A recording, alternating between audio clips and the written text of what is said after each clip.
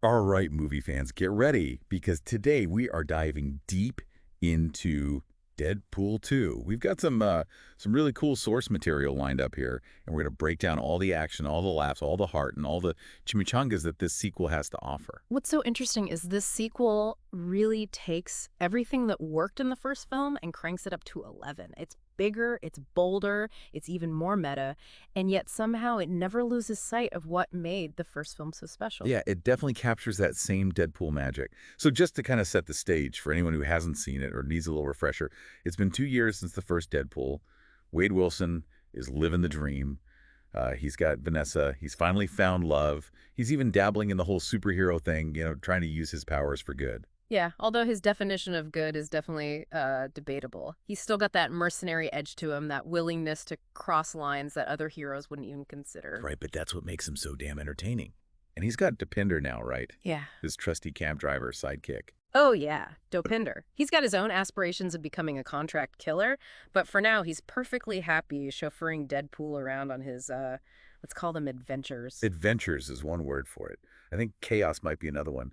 But yeah, their dynamic is pure gold. It's like this weird, twisted buddy cop movie, except one of the cops is immortal and likes to break the fourth wall. And the other one just really wants to slice a guy with a katana. Exactly. Yeah. But the fun and games don't last forever. Things take a really dark turn when Vanessa is killed. It's brutal. It's sudden. It's just a punch to the gut. Yeah, that scene really threw me for a loop the first time I saw it. I mean, you go from laughing 1 minute to feeling this incredible sense of loss the next. It really shows how far the film is willing to go emotionally. Totally. And it sets Wade on a whole new trajectory Oh. when he tries to kill himself. He just wants the pain to stop. But of course, he can't die. Not really. His healing factor just keeps bringing him back. And that's where Colossus and Negasonic Teenage Warhead come in. They kind of scoop him up and try to get back on his feet, or at least point him in a slightly less self-destructive direction. Which is easier said than done when you're dealing with Deadpool. Oh, yeah, he does not exactly fit in with the whole X-Men vibe. It's like trying to fit a square peg into a round hole. But that clash of personalities is what makes their scenes together so much fun.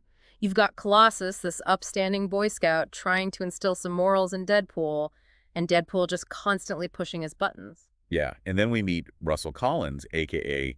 Fire Fist, this troubled kid with fire powers who's stuck in this horrible, abusive orphanage. Yeah, that's where the film starts to get into some deeper themes. The orphanage represents this broken system that fails to protect the vulnerable, especially those who are different, who don't fit in. It's a pretty heavy topic, especially for a Deadpool movie. But they handle it really well. They don't shy away from the darkness, but they also find ways to inject humor and heart into it. Yeah, it's a delicate balance. So Wade decides to take matters into his own hands. He kills one of Russell's abusers, and that lands them both in the icebox.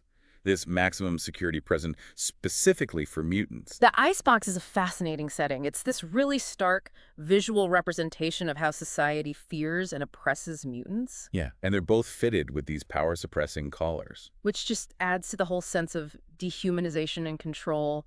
They're stripped of their identities, their powers, their very essence. It's a pretty bleak situation. Yeah. And then things get even crazier when Cable shows up. Ah, Cable, the time-traveling cybernetic soldier with a score to settle. And his target is Russell. Yeah, he's come back from the future to kill Russell before he can become a threat. And what's interesting is Cable's not just some generic villain. He's got his own tragic backstory, his own motivations. He's trying to prevent a future tragedy, the death of his family. So you can kind of understand where he's coming from, even if his methods are a little extreme.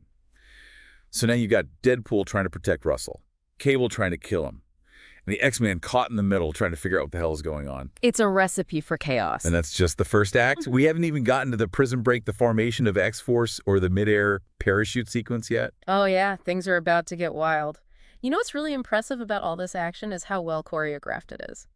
Oh, yeah. I mean, you've got David Leitch directing. This guy's a legend when it comes to action. He did John Wick, for crying out loud. Exactly. John Wick, Atomic Blonde, Deadpool 2. He knows how to make a fight scene sing. Yeah, the action in this movie is just so over the top, but it's also really stylish.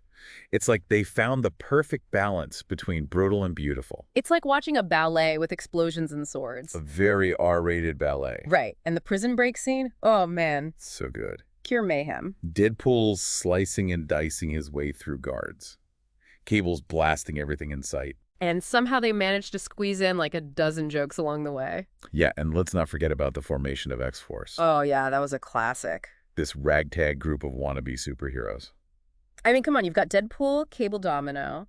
Uh, who else was there? Oh, there was Shatterstar, Zeitgeist, Bedlam, and the unforgettable Peter. Peter, oh my God, Peter. Just a regular dude who answered an ad.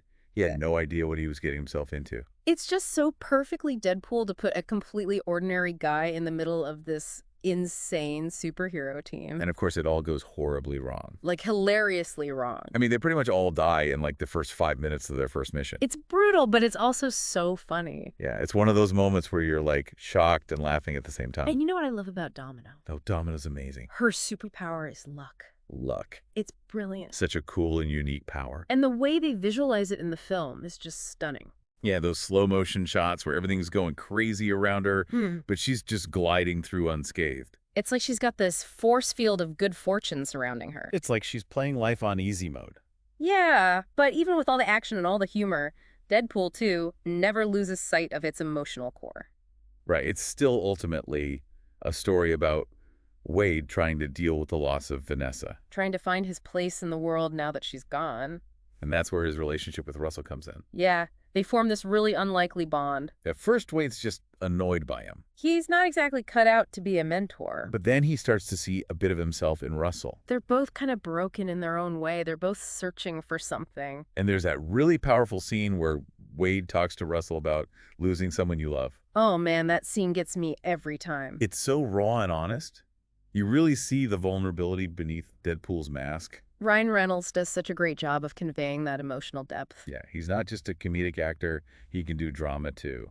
And Cable goes through his own transformation as well. Yeah, he starts out as this cold-hearted killing machine. But he gradually softens up. Especially when he starts to interact with Russell. He sees that maybe there's another way. Maybe he doesn't have to kill Russell to save his family. It's a classic redemption arc. But it's done really well. Josh Brolin is fantastic as Cable. He brings this real intensity and gravitas to the role. He's the perfect foil to Deadpool's manic energy. And let's not forget about the supporting cast. Oh, yes. Weasel's back, and he's just as hilarious as ever. And Negasonic Teenage Warhead. She's got a girlfriend now. Yeah, Yukio, she's awesome. It's like the whole Deadpool universe just expanded and got even weirder. In good way. In the best way possible. And you know what else I love about this movie? What's that? It doesn't pull any punches. It's not afraid to be R-rated. It's violent, it's vulgar, it's got a ton of dark humor. But it never feels gratuitous. Right. It all feels organic to the story and the characters. It's like they earn their R rating. Exactly. And the meta humor. Oh my God. The meta humor is off the charts. Yeah, it's like they're constantly winking at the audience. They're breaking the fourth wall, referencing other superhero movies. Even poking fun at Ryan Reynolds himself. It's like they're saying, we know this is all ridiculous and we're going to have fun with it. And that's what makes Deadpool 2 so damn entertaining. It's a superhero movie that doesn't take itself too seriously. But it also has a lot of heart. He's got action, humor, drama, and even a little bit of romance. It's a wild ride from beginning to end. So we've talked about the action, the humor, the meta stuff, but I think one of the things that really resonated with me in Deadpool 2 was the whole found family theme. Oh, yeah, absolutely. It's something you see a lot in superhero movies. But Deadpool 2 really digs into it in a unique way. Yeah, you've got Wade, who's lost his own family. Vanessa's gone. His parents are out of the picture. He's kind of alone in the world. And then you've got Russell, who's been abandoned, abused. He's got no one. And somehow, these two broken souls find each other, and they form this bond, this connection that's stronger than blood. It's like they see themselves in each other. They understand each other's pain. And they find solace in that shared experience. And it's not just Wade and Russell. You see it with the X-Men, too. Yeah, Colossus really steps up as this kind of father figure to Wade. He's trying to guide him, trying to show him that there's more to life than just violence and revenge. It's a really sweet dynamic. It's like they're this dysfunctional family, but they love each other in their own weird way. And that's what makes the ending so powerful. Yeah, when Wade sacrifices himself to save Russell. It's a true act of heroism. He finally understands what it means to be a hero, to put someone else's needs before your own. It's not just about saving Russell, it's about saving himself, too. He's finally letting go of the pain, the anger, the guilt he's been carrying around for so long. Oh, he's finding redemption. And then, of course, Cable goes back in time and saves Wade. Which is a bit of a cheat, but I'll allow it. Yeah, I mean, you can't have a Deadpool movie without Deadpool. But it's more than just bringing him back to life. It's about giving him a second chance. A chance to do things differently, to be a better man. To be the hero Vanessa always knew he could be. And the post-credit scenes. Oh my God. Don't even get me started on the post-credit scenes. Deadpool going back in time to save Peter from dying. Killing the X-Men Origins Wolverine version of Deadpool. Shooting Ryan Reynolds in the head before he can make Green Lantern. It's pure meta madness. It's like they took all the things fans were complaining about and just addressed them head on in the most hilarious way possible. It's brilliant. So yeah, Deadpool 2. It's a superhero movie, but it's also so much more than that. It's a comedy, a drama, an action-packed thrill ride. It's got heart, it's got brains, that's got a whole lot of chimichangas. It's a movie that breaks all the rules and somehow manages to be even better than the first one. It's a must-see for any fan of superhero movies or just anyone who wants to have a good laugh. So what did you think? Did you love Deadpool 2 as much as we did? Let us know in the comments below. And don't forget to like, comment, and subscribe for more deep dives into your favorite films. We'll see you next time.